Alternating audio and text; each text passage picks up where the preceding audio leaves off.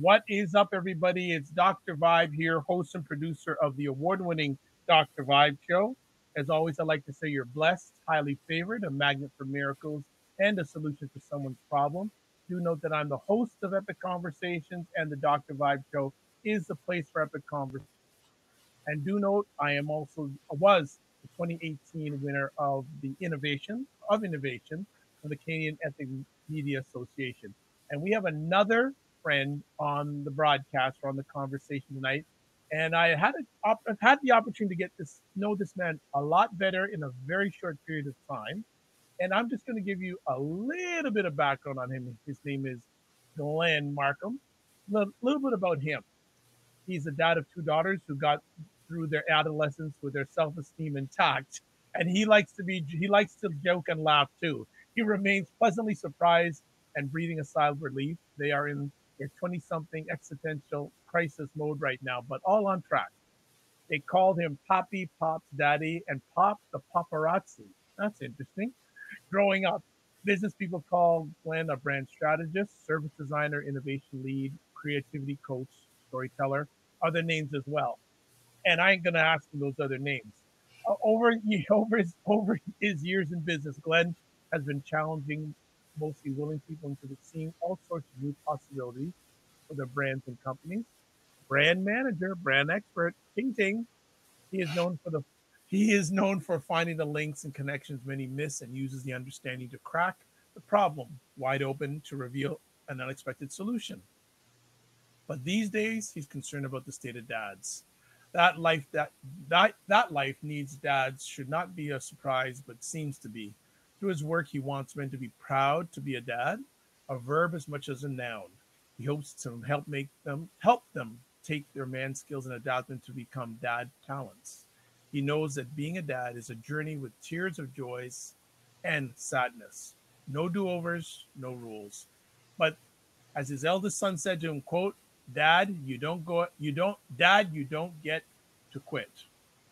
So we are having him here for a number of conversations. The first one starting tonight, we're going to be talking about fatherhood and community. But welcome to the Dr. Vibe Show for the first time, and definitely not the last time. Glen Markham, what's up? Well, thank you, Dr. Vibe. That was a great introduction. I kind of was reliving some of my daughter's conversations, especially the one that said, you don't get to quit, because you don't get to quit as a dad. No, you don't. No, you don't. And just want to shout out to Mr. Luke. Thank you for stopping by. Luke is a fellow Canuck. Uh, Tony's saying Glenn looks like David Duchovny from the X-Files. Okay. Have you heard that one? Have you heard one that before? No, I haven't. But it's a little scary out there. There you go. There you go. Well, before we get into our main conversation topic, let's get a little background. That we did hear that you've had some great experiences in the business world, but where did you grow up? Life growing up as a young Glenn. Gosh, I wasn't prepared for the young Glenn question. I was always prepared for the old Glenn question. The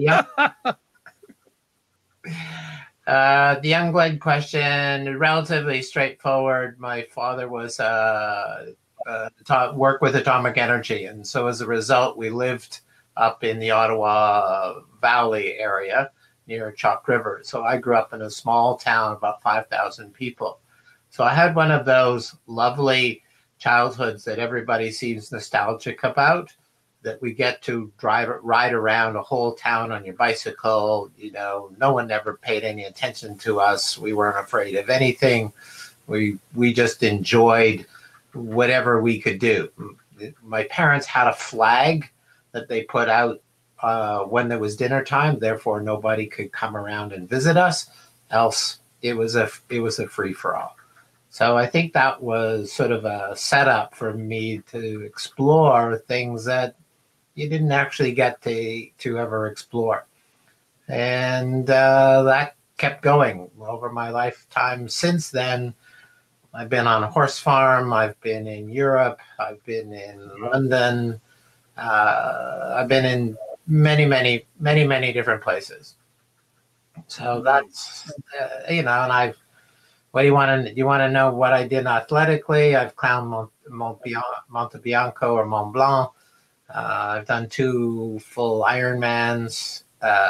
And to my credit, I've had a picture that was published in the Financial Times of London.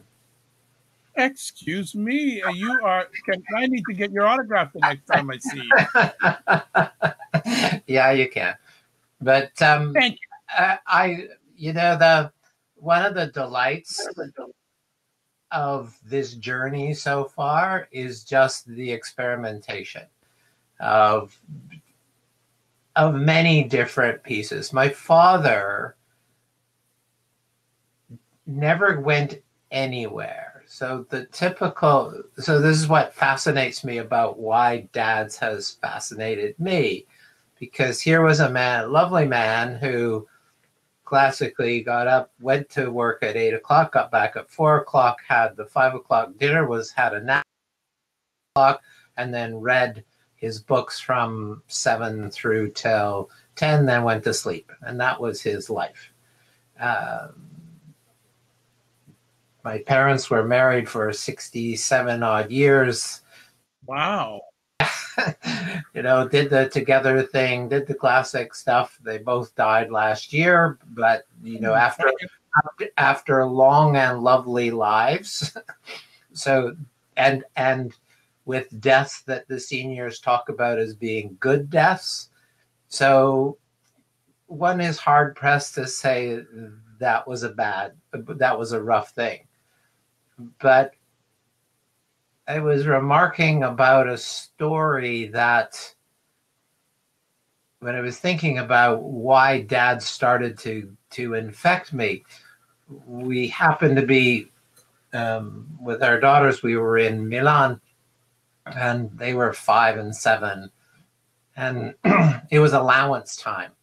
That's a classic period. What are we going to give the kids for their allowance? Right? The parents struggle. Okay, and I have this memory, very strong memory, of myself saying to my daughters at the time, okay, I wish my father had said this to me when I was your age. And then went on about something that was, how to not spend all your money and look after. The details were not important, but there was this sense of my need to participate in their lives at a just-in-time moment, if you will, to use a bad expression. Our youngest eventually dubbed these things dad lessons, because Dad would sort of come in and say, okay, I'm going to tell you something now that I think is valuable. And as I've gone down this dad path, this thing keeps being a bit of like an earworm, because I have no idea, as you said in the introduction. Yeah, I breathe a sigh of relief that 2 daughters who are now in their existential crisis moment got through adolescence with their self-esteem intact. I have no idea how we dumb luck that, but we dumb luck that. And as a sort of a strategist, I began to wonder why should we leave something as important as dads up to that sort of chance? Why is it that happens? I mean, why did I just have a binary reaction to my father? Okay, my father didn't do this, therefore I will do this. Okay, that's just a binary reaction. And yet there are millions, countless other dad examples around. So anyway, that's how I got it. I know it's a long story around what you asked, but It's okay. No, and it's you answered Okay. another one of the, no, it's all right because I was going to ask that conversation piece. How did the journey start into fatherhood? And you answered it wonderfully. And when you started this journey, how did you get started? Like you had this wonderment about fathers. What did you do to get started on the journey to where it's taken you today? The current journey, I can be very, I'm going to be vulnerable and tell you, my father uh, got aspirated pneumonia. So he died of aspirated pneumonia. Got a pill stuck in his lungs and he died. So I saw him 2 days before he died. Um, and as I'm sitting with him and, we can tell he's dying and we're chatting and stuff like that, I walked out of the room and said, I do not want to die alone. Mm, And my father died alone. My father had a purposefully alone life, and that's the life he chose, which is why our discussion about community became really, really interesting, because I will lateral for a second, and I apologize to all of you listeners. I will tell you if I'm going to lateral a thought, because sometimes it's hard to follow my train of thought at a particular time. But there's a wonderful American writer whose name is Kurt Vonnegut. And Kurt Vonnegut wrote a bunch of interesting books, but anyway, he also is a wonderful speaker at commencements. And one of his themes is, we don't have enough people in our lives these days. And he said, damn it, you got to get around 50 people, because if you're just looking after your partner or your spouse or one or two other friends, you ain't got enough people. You need more people in your life. And I thought, wow, actually, that's quite that's quite, profound, because what do other people do? Well, first of all, in today's environment, you're not always going to be able to get somebody, right? They're going to be busy. They're in meetings. They're on vacation. They have their own personal stuff. So right then and there, if you had 50 people in your stable, you'd probably knock out about 25. So you really just need to have this larger group. The other thing that was interesting on that score was, you can't know yourself, right? Everything that I know about myself is very subjective. And you know me differently from our little conversations we've had. You would probably say something about me that I would say, oh, that's kind of interesting. I hadn't really thought about that. Because I can't see myself. Others can see me, but I can't see myself objectively. I can only see myself subjectively. So the community around you helps you see yourself differently. And that's where I think and the sort of the whole community aspect comes into play.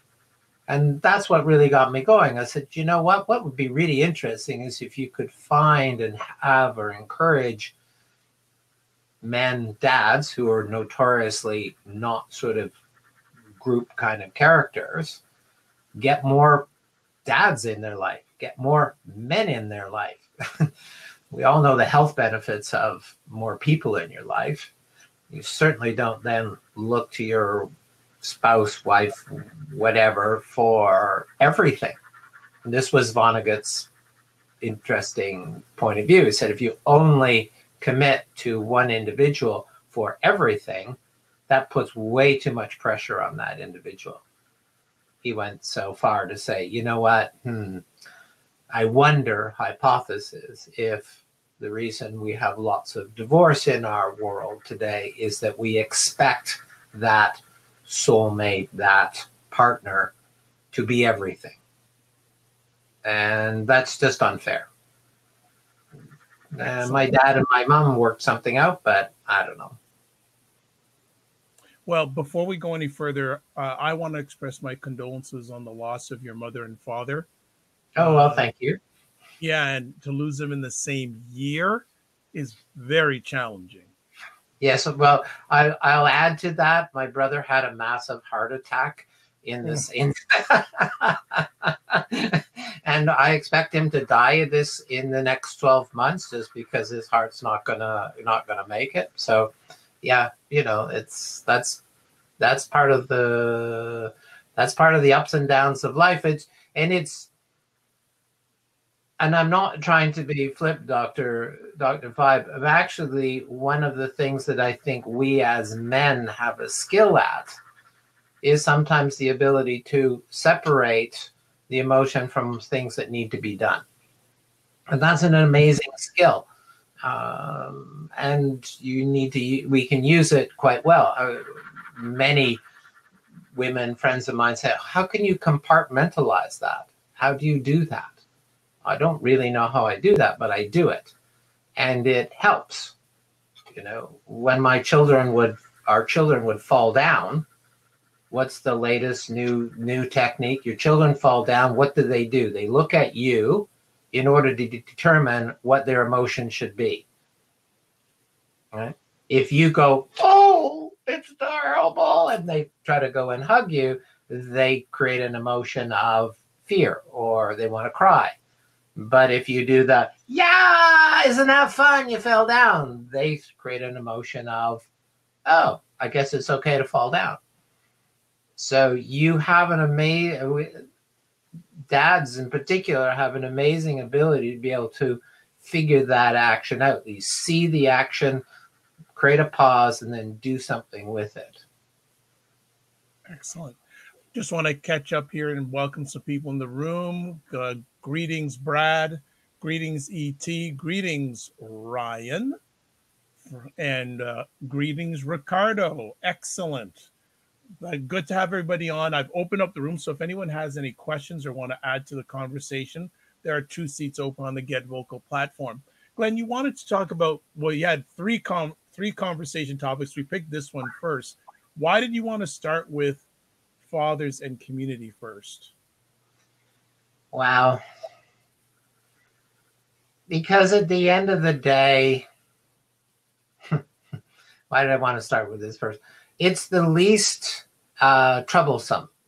It's the most accessible to everybody.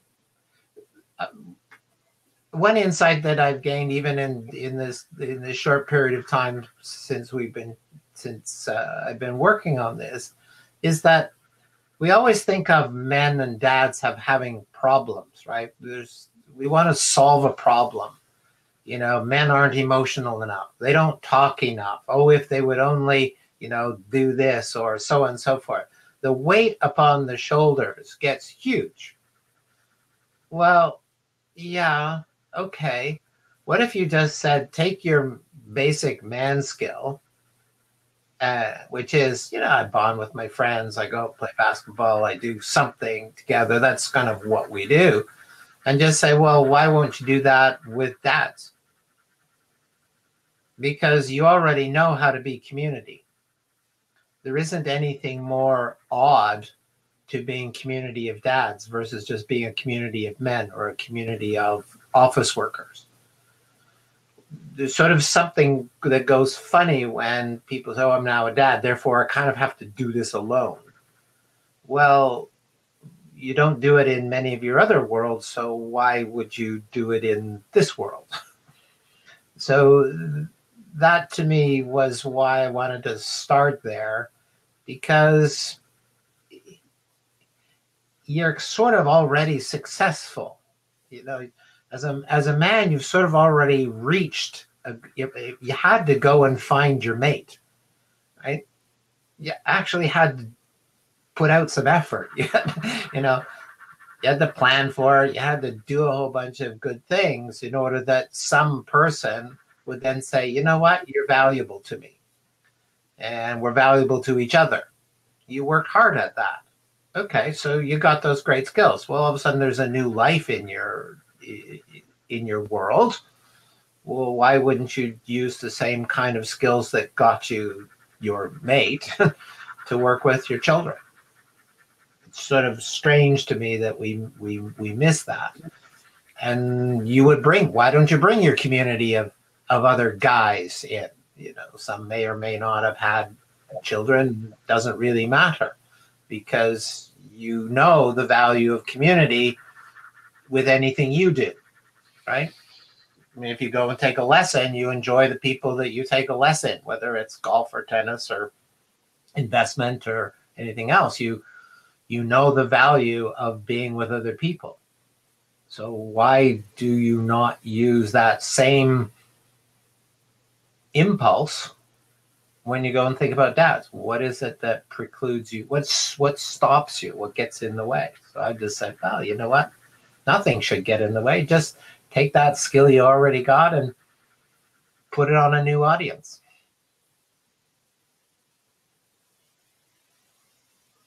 I didn't hear your question. Your sound cut out. Sorry. Just saying here, Rico is saying, yep, Glenn, if you're married, you're a closer. I'm a who? A closer? A closer. I don't know what you may want to come on, Rico, and explain that, because Glenn is saying, what do you mean by that? Hopefully he'll join, and anyone, there are seats open, so if you Rico's coming on. Here we go. I'm parenting. Yes, I know you are. Hey. Hello? Hey there. Hi, Keon. Yes. What do you want to say about cookies, buddy? Keon, what do you want to say about cookies? Cookies are for closing. No problem. So good to see you as always. How is your wonderful family doing? If you're married or if you're doing something, you're a closer. It's a compliment. It's like you're able to. It's a sales analogy of you can get the job done. So the same thing you do to get into a relationship that we do with kids in our family. So 100%. Excellent. So Rico, while we have you on here, the whole aspect of fatherhood and community, what are your thoughts on that? Do you feel that, do you have a community of fathers that you communicate with? Oh, yeah. I need all the help I could get. I have some men who are dads. Most of the men in my office have kids, and then we share and support each other in that way with, this is what's going on. Some kids are older, some kids are younger. So we're always passing around advice or stories or, whatever it is that we need help with. And it's good. It's good. Parenting is like nothing else. It cannot be described. You just have to feel like this. When you get into this thing, it's going to be, it's going to change. It's the most amazing punch to the face you could ever get. But if you have to tend to Keon, I can hear him on the side. So if you need to jump off, that's no problem. Oh, no, he's good. Are you good? All right. Are you good, buddy? Keon, you want to say hello? Hello? We're all talkative 2 minutes ago. He's like, cookies are for closers. That's what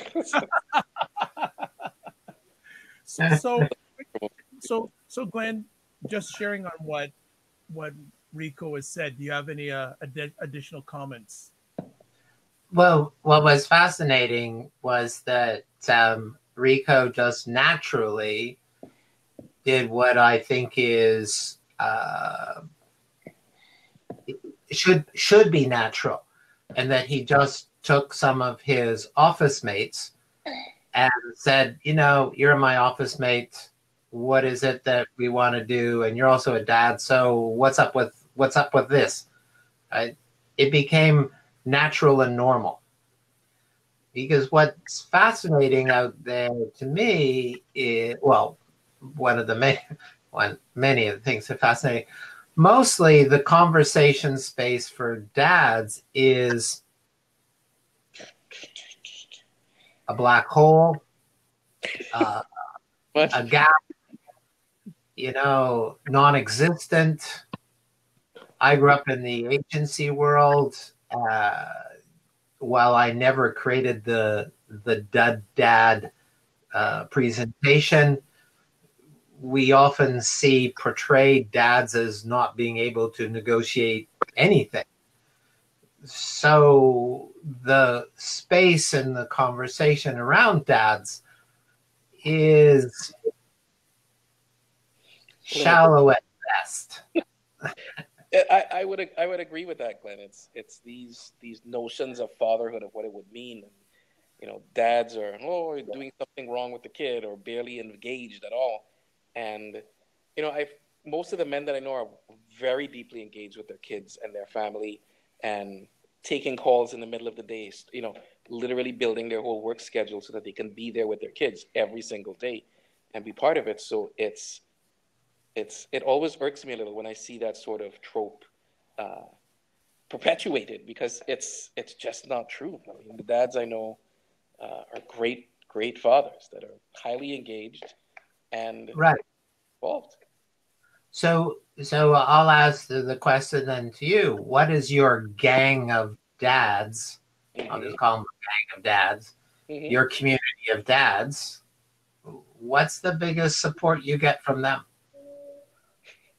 Just the understanding of what I'm going through. Like, if I'm like, my kid hasn't slept through the night since 2015, you know, most people would go, "Oh, okay." I'm like, "You understand? I've woken up every single night for the last 3 years. This is illegal torture in most countries, but parents are going through this on a daily basis." And it is just having someone who could actually empathize and understand with what that means to your life. You know, I take my son to my office when we have meetings, we have stuff, you know, there's always kids there, so it's all a part of it. And it's, you know, I'll stop meetings and go take care of my kid. And it's just a normal part of the day. The guys bring their kids to the office, and the kids are as young as this and younger. You know, he's been coming to the office since he was 1. He's like, "Dad, he's going to the office. I'm going to come with you." I'm like, "All right, dog, let's go." But yeah, really that support and just understanding and relatability from the other fathers to say, "Man, I hear what she's going through. It, you know, it's going to get better," or "Hang on, it's going to get worse before it gets better." He's 3 years old. You know, it's just to get that little bit of foresight of what's coming down the pipe. Really helps. Or I'm just like, "I don't know what's going on. This kid's doing this." I'm like, "Okay, this or that," and yeah, just Interesting. Dr. Vibe, remember when we were in Ottawa? Yep. And Chef said, you know, I don't need advice from people. What I need is help doing what I'm trying to do. yeah. I always thought that was a really interesting perspective, because yes, there is lots of advice out there, but every person, every human goes through, you know, their own life. But this idea of having more community allows you to be able to tap various different people's journeys, some of which will be similar, some of which will be, as Rico said, allow you to see some foresight, right? Because they're just ahead of you. Right. You know, there's a book that I think I should write, and it comes from a bad Woody Allen movie or joke. And the Woody Allen joke was that, you know, I want to come back next when I'm an old man, or when I die, right? Because when I come by, and he tells the story all the way backward, right? He gets kicked out of the old age home because every day he gets younger and younger, and he's too frisky. And then he gets a gold watch as his work, and he goes back into high school, and he, you know, does all these things. And of course, in true Woody Allen style, he goes, "Yes, and the best thing, I get back into the birth canal and the sperm, and guess what? Life ends as an orgasm." Right? So he's living his life completely backwards. But you should go. It's delightful to go and find the real joke. I've made a mess of it, but what he actually talks about is that most of life, we can figure backwards. We are forced, or we have to live it forward, so it's always new to us. Mm-hmm. But the last time I checked, every child, every life hits a funny thing called puberty. Well, we know now, if you've got, well, Rico, your son, you know that in a few years from now, he's going to go through puberty. Yeah, and that's exactly what we do. We go into denial. I don't want to talk about that. I don't want to even go near that. I don't want to have to think about that. Yeah. Yeah, Hey, my youngest nephew just hopped in. He's about to hit puberty soon, so yeah. He's cool. Yeah, he's about to go through that. So and it's sort of this strange and funny thing for me is that every life does it. And yet and the two of you, both Rico and Tony, you're sort of laughing and say, oh yeah, I don't want to deal with that. Well, come on. get a life, you know, if you can just begin the process a little bit ahead of luckily for me, I'm the good uncle, and because my brother is a single father, my nephews have to come to me to say, get Dad off my back for a few minutes, you know. And so, you know, I'm like the rebound, you know. Yeah. And my mother, the grandmother, is the same way. They like, you know, give it to Uncle Tony or give it to Annie, their grandma. And so yeah, we have to deal with a lot of that same thing. But Dr. Vibe, that comes back to this wider community that we wanted to play with, right? So Tony has the brother, so that's widened out, right? The more width you have in your community, the more diversity you have in your community, you get more angles, right? You can get more foresight. You can get more perspective. You can get more confidence. You can reduce uncertainty. You can do a whole variety of other things that you can't do just on your own. Yeah. One of the things I love about, and then Tony, I'm just picking up because your accent is American, is that America has beautifully taught the world the value of an individual. Oh my heavens. True. In history, millennia, we have never really valued the individual, right? It's been a large collective. Rulers would slaughter many people and so on and so forth. And yet, American lifestyle, constitution, whatever, demonstrated that the individual is important. What I think and that's been fantastic. Look at what we've been able to do is actually say, you know, we don't want to have soldiers die in a war because we value you as an individual. That's monumental sociologically, right? We actually want to go and save as many people as we can. Why? Because we value their individual life. Wow. That's so novel in our world. But one of the dark sides of that, to me, is this loss of community. We then put everything on our own shoulders. We take responsibility for everything. Oh, woe is me. Therapy goes through the roof because something's wrong with me. Well, maybe just because you don't have enough people around you to help you see that world is both you as the individual and you as the smallish group. I'm not talking about trying to save the largest world. I'm just saying, you know what? A small group of 50, your little neighborhood, pick your space. That's not relevant. It just be a little wider. Get out of your own way. Hmm. Which I always have, which my friends always say, Glenn, you have good thoughts. Now get the hell out of your own way, Mm-hmm.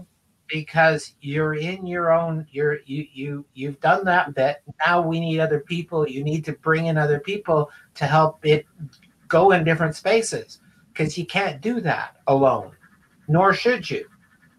And if you're thinking in terms of, wow, I kind of just, if you think about the getting, a kid in your life, you created a new life. Well, you sort of just got to being okay as a man anyway, right? Let's say somewhere in your 20s, you probably fathered the child. Well, that's pretty good. Well, how successful were you at being a man up to your 20s? Not too badly, but you still got a long ways to go.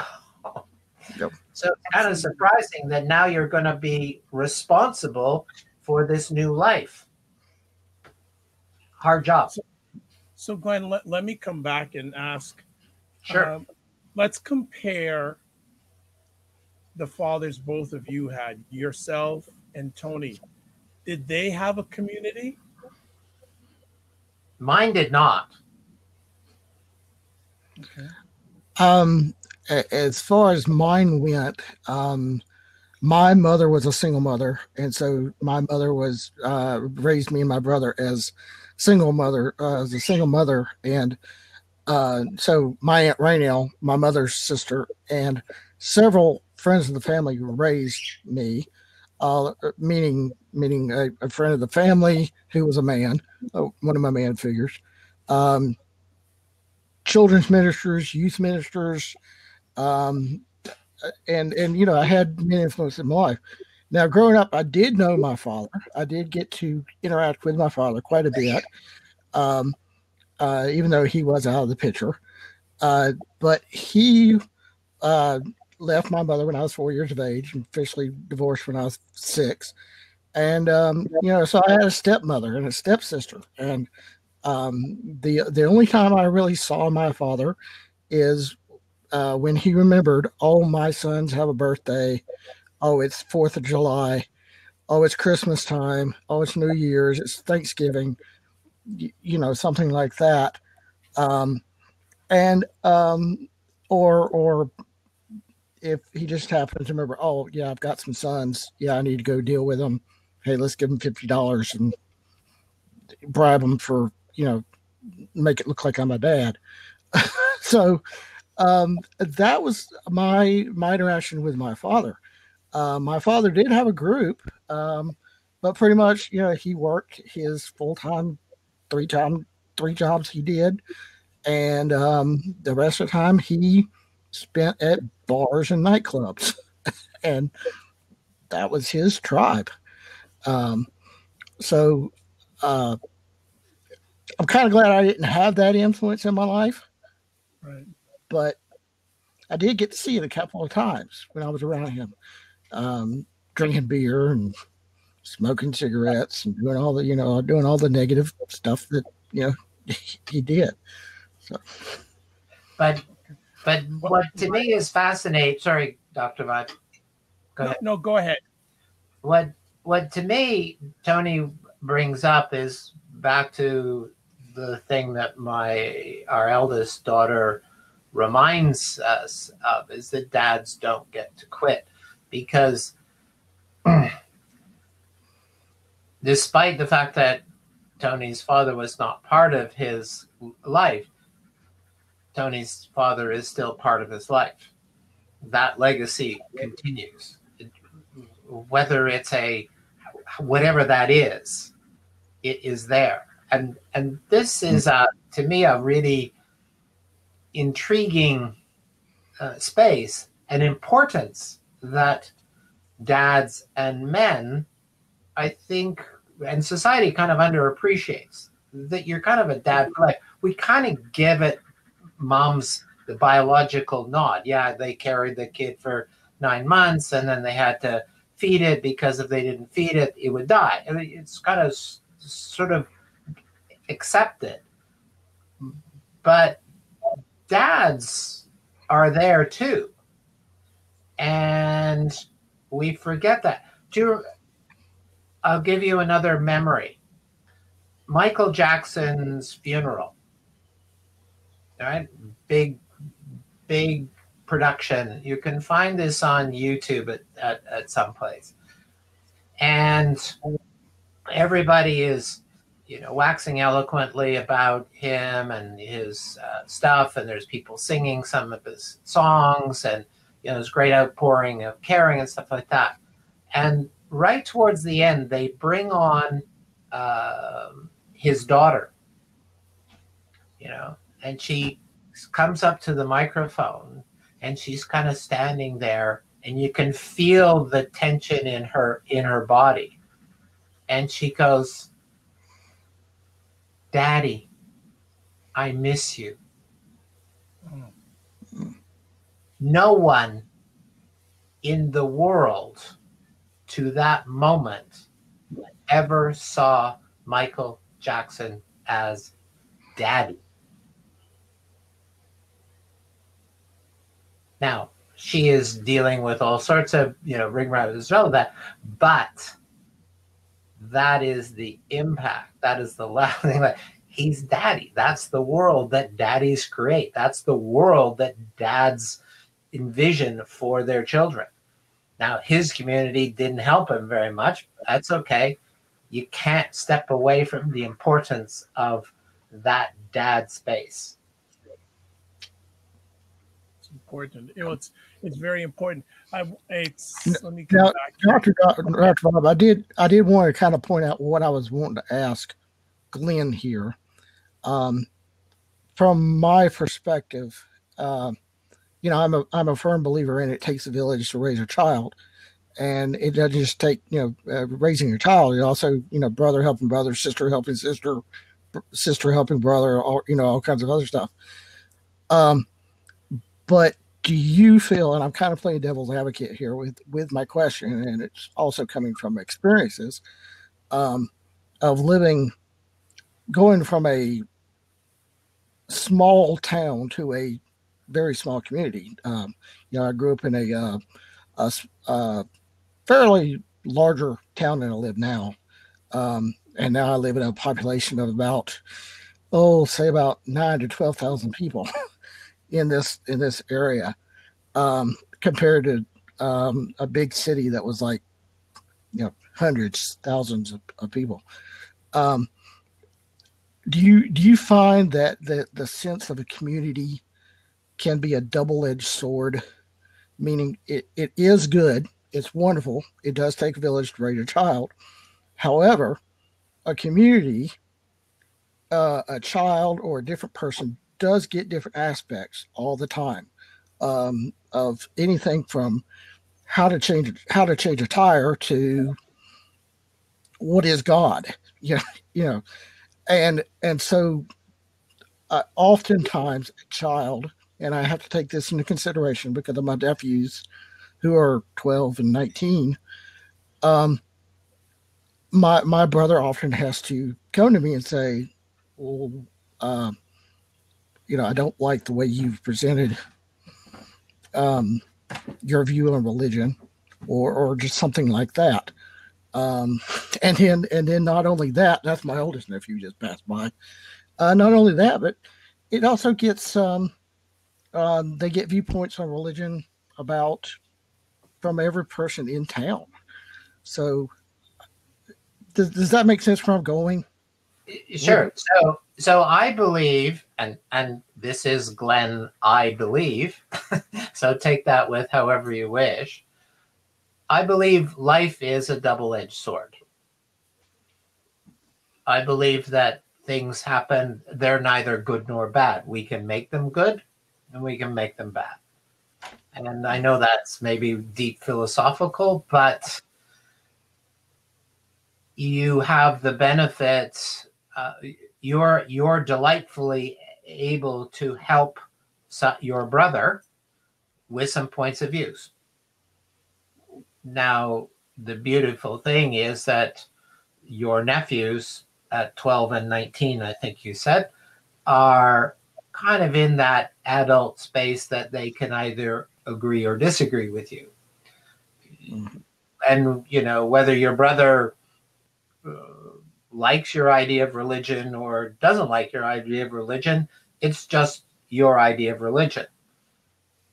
If they slavishly follow you, well, okay, maybe you have a different perspective. But one hopes that with community, you get a chance to have diversity. You know, your opinion will be different, is different than your brother's. It'll be different than to me. And if the four of us were happened, and let's put Rico in, if the five of us happen to be in the community, we all might have 5 different points of view on what religion is. At which point, the strength of your nephew or anybody else should be able to say, you know what? Yeah, I like Tony's idea, and I really hate Glen's idea. So, and I'm gonna lateral for a second, Dr. Vibe, and I'm going to say that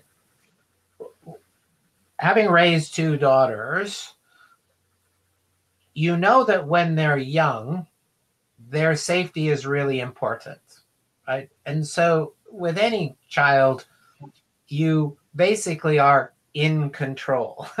You get to tell them when to go to bed. You know, it's 8 o'clock, you got to go to bed. And you all know that with children, the children look at you and say, no, not going to bed, don't want to go to bed, or whatever the thing is. So I created what I call the contract with Nicola and Rachel. And I said, okay, here's the contract between you as our daughters and me as the dad. I get to tell you to go to bed, and it's written in the contract, I get to tell you to go to bed at a particular time. It's written in your contract that you get to say no to me. So what that little thing did was it took away the sting, right? We could objectively agree that we could disagree about what time to go to bed. Now, you can extrapolate that to all sorts of places. When they started to get older, I actually had to revise the contract. And this is what I'm doing now with them. Well, it's one more revision. When they were just getting towards puberty and they were starting their early adolescence, I said, okay, the contract's changed. I get to tell you what my experience was and what I think. But in your contract, you don't have to follow me anymore. But I do need you to listen. And then you can choose. So I gave them back that thing. And now we're able, while they're in their 20-something existential crisis, we can now have a big open conversation about the fact that, you know, this is what 20-somethings do. They go through existential crises because that's what you do. You're trying to figure out where your next role is. You're trying to find out spaces, but you still want to be home, et cetera, et cetera. It's a really odd space. And, you know, what am I going to do? So you're going to be in it. So we agree with each other that, keep messing around. If you're not out of it by the time you're late 20s, then I'll intervene. But up until then, just know that I've got your back. So, Tony, I would think with your discussion with your brother about religion, you say, look, you know, this is my perspective. This is how I think. I'm sharing it based on my beliefs, my experiences, but you know, your sons are not beholding to me to believe it one way or the other. I have trust enough in them to be able to make considered decisions, and that I leave it at that. Well, I see that a lot in communities. Everybody has an input, and it's wonderful to have an input. And it's, you know, going back to, you know, raising takes a village to raise a child, but because you got so many inputs, you do have a lot of conflicts in community, And that's good. and that's yeah. So If you don't have, so I come up through the creative industries, and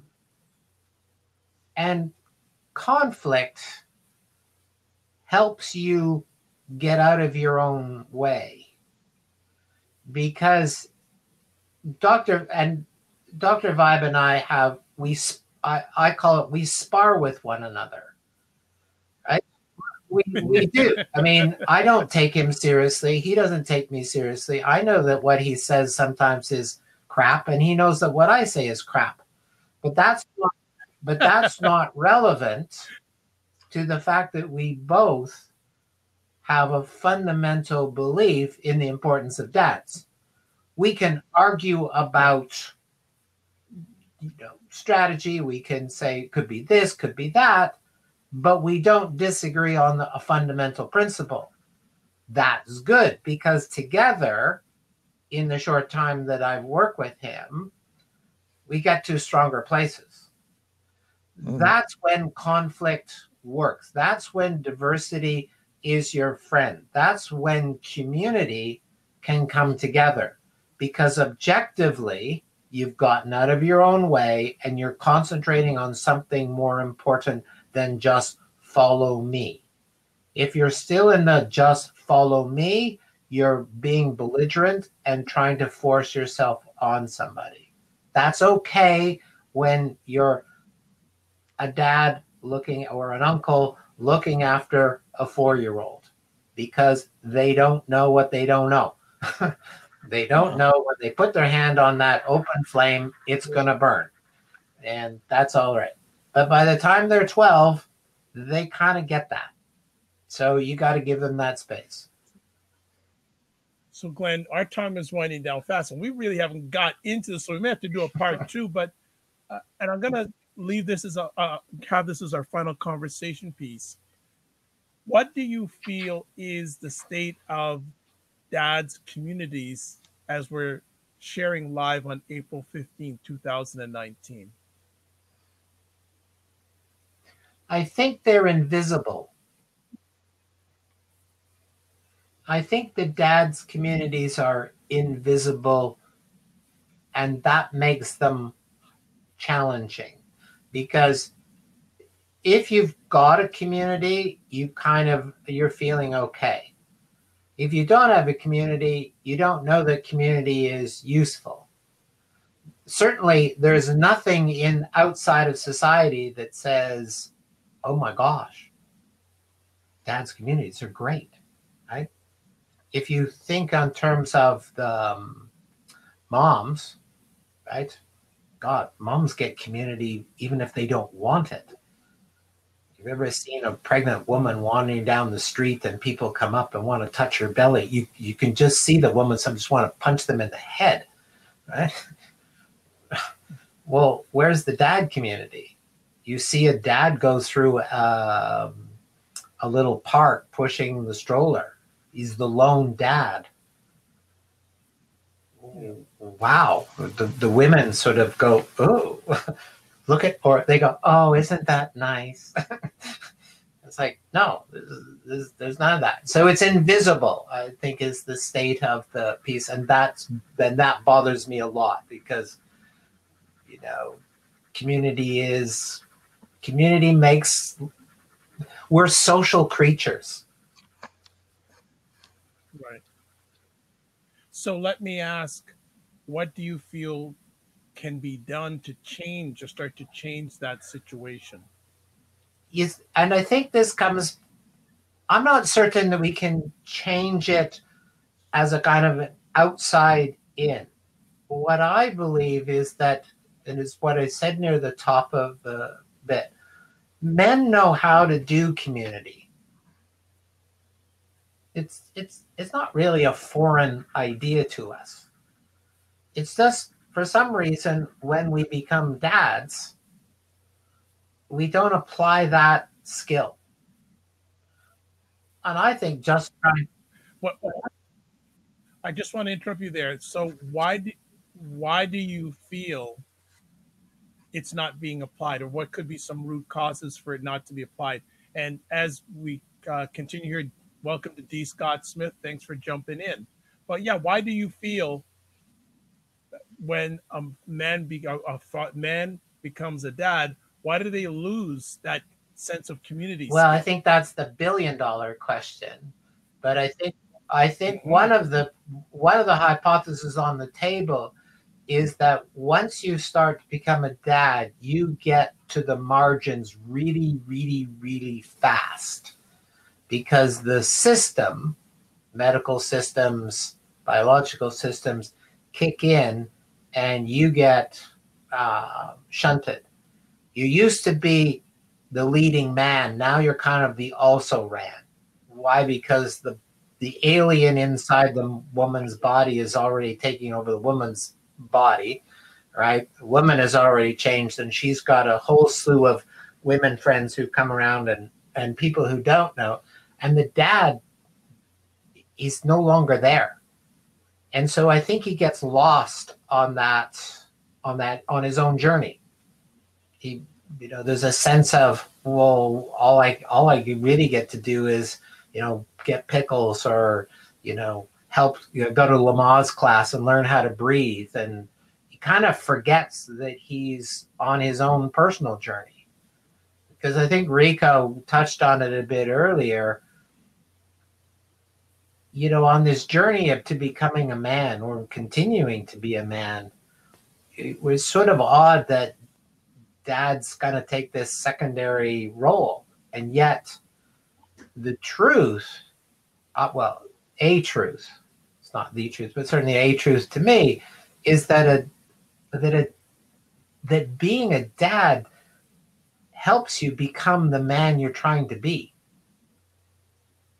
It's sort of paradoxical. Interesting.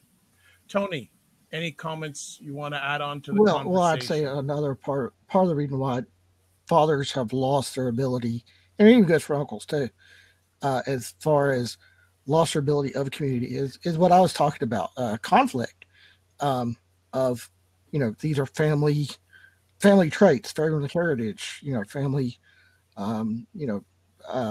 so you stick by, that kind of thing. Outside influences are a little iffy, if you want to put it that way.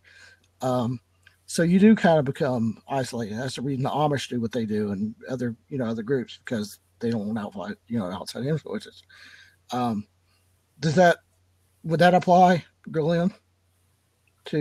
Yeah, I think we at that stage we get isolated. We're Dr. Vibe, when we were at the conference, the lovely caregivers, 80% of them were women, because they were coming from parenting backgrounds. They were coming from prenatal backgrounds. They were from early, all that kind of stuff. And they were sort of struck with the fact of, oh, yeah, there sort of is a dad. It was benign neglect. It's absolutely not conscious. It's not anything else.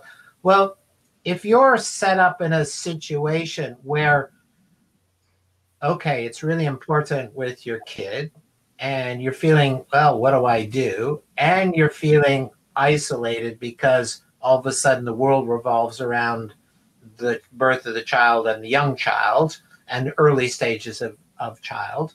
And all of a sudden the mom has had this mammoth changeover in, her own body and what she needs to do, and demands on it. I mean, I think we men don't understand that a woman has to be in the now, right? You don't get a chance not to feed the kid when the kid needs to be fed. You don't get a chance. Whereas we men have this sort of, a little bit of loosey time sense. Yeah, maybe not. But we're kind of at sea, and we don't like being at sea as men. We don't like that feeling of not being, and control is the wrong word, but a kind of a sense of, things will be okay, because the birth is new for everybody. Child rearing is new for everybody. Yet there's a community for women to do that and less of a community for men to do that. Back to that black hole of conversations around dads and what I call daddom, and the importance of just learning how to take the dadness and help it with your manness, or take the manness and apply it to dadness. I mean, it's a kind of a nice backwards and forwards. And the question we don't even ask. We don't ask ourselves, so how's dad doing? How's dad growing? You know, what's dad struggling with in this new place? We do ask, well, you know, will you get time off of work? And, you know, will you, oh, I've got to work all these hours, or I got to have some quality time. It's like there's problem. Well, where's the positive? And you're a good man. You want to be a good dad. So why don't we bring them together? And we know that community will help you bring that together, just because community provides a natural way of supporting, even if it's just, oh yeah, I couldn't sleep last night at all, or damn it, you know, I sleep really good too, you know, sorry, bro. You know, and it's that you can bullshit with each other, right? You can laugh at each other. You can commiserate, say, yeah. And then you recognize the spectrum. You're not alone. You're not. Yes, you're doing this by yourself. Yes, it's your journey. Yes, it is your responsibility. You made that life. It's your responsibility. No questions about it. But you don't have to do it alone. Companions along the journey make the journey better, period. We all know that. Sometimes it's fun to go for a walk by yourself, but it's even better when you walk with others. Well, on that note, I think we'll close the first of these epic conversations. Good stuff as always. I'd like to thank everyone who came into the room tonight. I'd like to thank Sonia, Rico, Bobby, Gabe, and D. Scott Smith.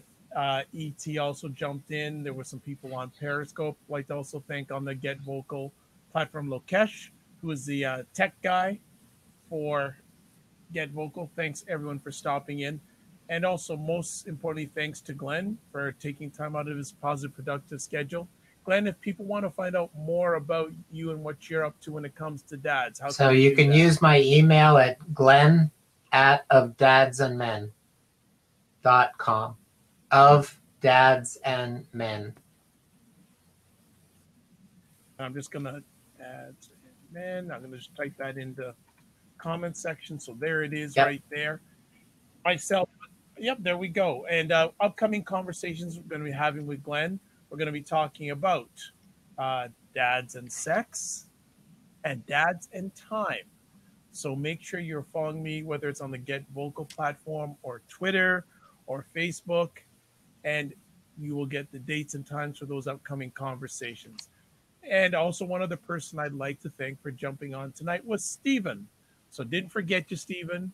We remembered who you is. Final words we have to say here. Live your life as a dream. If you can dream it, you can make it. Next up, sometimes you have to get small to get stronger. And finally, block assumptions and aim bigger, aim better, aim higher, aim wider.